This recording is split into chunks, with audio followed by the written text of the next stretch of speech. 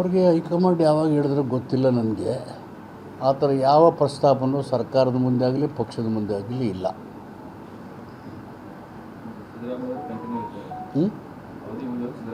Siddaramaiah is chief minister ನಾವು will continue as chief minister.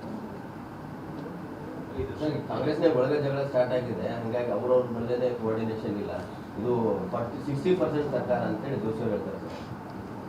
ನಿನ್ನೆ ಯಾದಗಿರಿ ಸಭೆ ನೋಡಿದ್ರಲ್ಲ, 500 ಕೋಟಿ ರೂಪಾಯಿನ ಅಭಿವೃದ್ಧಿ ಯೋಜನೆ.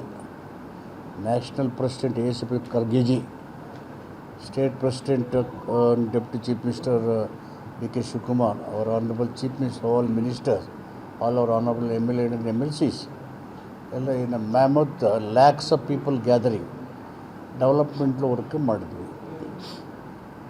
1,00,000 ಜನರಿಗೆ ಖಾತೆ ಕೊಟ್ವಿ ಇಲ್ಲಿ ಹೊಸಪೇಟೆಯಲ್ಲಿ. 3-4 ಲಕ್ಷ ಜನ ಸೇರಿ 23ಕ್ಕೆ ರಾಯಚೂರಲ್ಲಿ ಸಭೆ ಇದೆ. 23rd ಅಭಿವೃದ್ಧಿ ಕೆಲಸಗಳು. This is not development, it is not a unity of the government.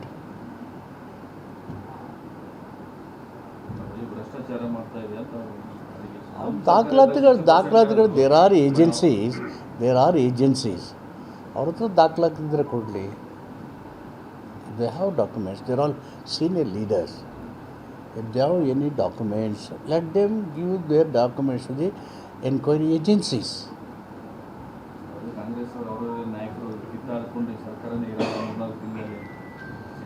ಯಾವ ಕಿತ್ತಾಟನೂ ಇಲ್ಲ ಕಾಂಗ್ರೆಸ್ಸಲ್ಲಿ. We are all united, we are all one. ಜಾತಿ ಗಣತಿ ಆಗಿ 2013ರಲ್ಲಿ ಸಿದ್ದರಾಮಯ್ಯ ಸರ್ಕಾರ ಇದ್ದಾಗ ಜಾತಿ ಗಣತಿ ಮಾಡಬೇಕು ಅಂತೇಳಿ 160 ಕೋಟಿ ಇದು ಮಾಡಿ ಅದಕ್ಕೆ ನಾವು ಆರ್ಡರ್ ಮಾಡಿದ್ವಿ. ಅದು 2015 ಅದು ವರದಿ ಸಿದ್ಧ ಆಯಿತು. 2015-16 ಬಂದಮೇಲೆ 2018ರಲ್ಲಿ ಸರ್ಕಾರ ಬದಲಾವಣೆ ಆಯಿತು. ಆಗ ವರದಿ ತಯಾರಾಗಿತ್ತು. ಅದು ಪುಟ್ಟರಂಗ ಶೆಟ್ಟಿ ಬ್ಯಾಕ್ವರ್ಡ್ ಕ್ಲಾಸ್ನ ಅಧ್ಯಕ್ಷರಾಗಿದ್ದು. ಆವಾಗ ವರದಿಯನ್ನು ಮಾಡಬೇಕು ಅಂದರೆ ಕುಮಾರಸ್ವಾಮಿ ಅವರು ಮುಖ್ಯಮಂತ್ರಿ ಆಗಿದ್ದಾಗ ಅದನ್ನು ವರದಿ ಸ್ವೀಕಾರ ಮಾಡಲಿಲ್ಲ. ಈಗ ಅದು ಮತ್ತೆ ಅವರಾದ ಅವಧಿ ಮುಗಿದ ಮೇಲೆ ನಮ್ಮ ಜಯಪ್ರಕಾಶ್ ಹೆಗಡೆ ಅವರು ಮುಂದುವರಿದ ಅವಧಿಗೆ ಅಧ್ಯಕ್ಷರಾಗಿ ಕಾಂತರಾಜ್ ವರದಿಯ ಮುಂದುವರಿದ ಭಾಗವಾಗಿ ಸಿದ್ಧ ಮಾಡಿ ಸರ್ಕಾರದ ಕೊಟ್ಟರು. ಸರ್ಕಾರ ಸಚಿವ ಸಂಪುಟದಲ್ಲಿ ಆ ವರದಿ ಮಂಡನೆ ಆಯಿತು. ಅದರ ಬಗ್ಗೆ 4-6 ಸಾರಿ ಚರ್ಚೆಗಳಾದವು. ಅದು ಆದಮೇಲೆ ಕಾನೂನು ವಿಷಯ ಬಂದಾಗ ಸಂವಿಧಾನದ 11 ಮತ್ತು ಪರಿಚಯದ 1 ಕೆಳಗಡೆ 10 ವರ್ಷದಿಂದ ಆಗಿರೋ ಒಂದು ಸೆನ್ಸಸ್ಸನ್ನು ಮತ್ತೆ ಹೊಸದಾಗಿ ಮಾಡಿ ಅದು ಬೇಕಾದಷ್ಟು ಚೇಂಜಸ್ ಆಗಿದೆ. ಸೋಷಿಯೋ ಎಜುಕೇಷನಲ್ ಚೇಂಜಸ್ ಆಗಿತ್ತು. ಆ ಕಾರಣಕ್ಕೆ ಮತ್ತೆ ಮಾಡಿ ಅದರ ದತ್ತಾಂಶಗಳನ್ನು ಕಲೆಕ್ಟ್ ಮಾಡಿ ಅಂತ ಆ ಪರಿಮಿತಿಯಲ್ಲಿ ಹೇಳಿದ್ರಿಂದ cabinet at its wisdom has taken a wise decision to go for socio-educational survey in 90 days of time. So ಅದಕ್ಕೆ ಯಾರಿಗೂ ಕೂಡ ಆರ್ಟ್ ಬರ್ನಿಂಗ್ ಆಗಬಾರ್ದು. ಹೆಚ್ಚಿಗೆ ಇರೋರನ್ನ ಕಡಿಮೆ ಮಾಡೋಕ್ಕಾಗಲ್ಲ, ಕಡಿಮೆ ಇರೋರನ್ನ ಹೆಚ್ಚು ಮಾಡೋಕ್ಕಾಗಲ್ಲ. ಸೊ ದತ್ತಾಂಶಗಳನ್ನು ಕಡಿಮೆ ಮಾಡೋದು ಕಾನೂನಿನ ಸಂವಿಧಾನದ 11ನೇ ಕಾಲಮ್ನ ಕೆಳಗಡೆ ಇದು ಇರೋದರಿಂದ you want to go for a detail.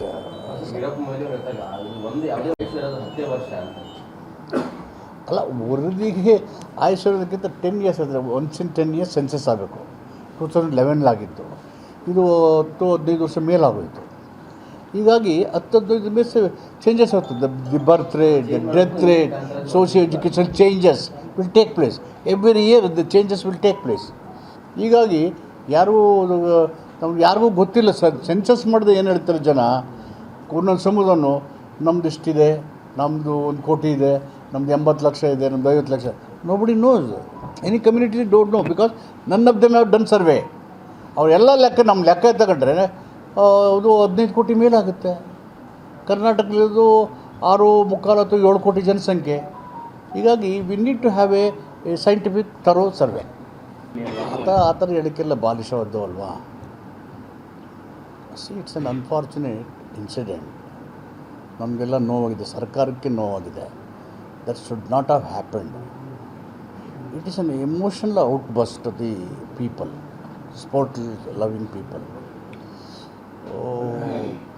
ಅದು ಆಗಬಾರ್ದಾಗಿತ್ತು, ಅದಾಗಿದೆ. ಅದಕ್ಕೆ ತುಂಬ ವಿಷಾದ ಇದೆ, ಸರ್ಕಾರ ನೊಂದ್ಕೊಂಡಿದೆ. ಅದಕ್ಕೆ ಲ್ಯಾಪ್ಸಸ್ಸನ್ನು ಕಂಡುಹಿಡಬೇಕಂತ ಒನ್ ಮ್ಯಾನ್ ಜುಡಿಷಿಯಲ್ ಕಮಿಷನ್ ಹಾಕಿದ್ದೀವಿ. The cos will be known and revealed and appropriate action will taken. Future this type of incident should not happen. ಸರ್ಕಾರದ ವೈಫಲ್ಯ ಇದೆ, ಹಿಂಗಾಗಿ ಅವ್ರು ರಾಜೀನಾಮೆ ಕೊಡಬೇಕು ಅಂತ ಡಿಮ್ಯಾಂಡ್ ಮಾಡ್ತಾರೆ. ಇದರಲ್ಲಿ ರಾಜಕೀಯ ಮಾಡೋದು ಮುರುಕ್ತನ. ಈ ಥರ ವೈಫಲ್ಯಗಳು ಯು ಪಿನಲ್ಲಿ ಆಗಿದ್ದಾವೆ. ಗೋಧ್ರಾ ಇನ್ಸಿಡೆಂಟ್ ಗುಜರಾತ್ನಲ್ಲಾಯಿತು, ಬೇರೆ ಬೇರೆ ಕಡೆ ಅದು ಏರ್ ಕ್ರ್ಯಾಶ್ ಆಯಿತು. It's another very very unfortunate. Can we ask prime minister resignation? Can we ask the home minister resignation since they he'll from Gujarat? These are childish statements.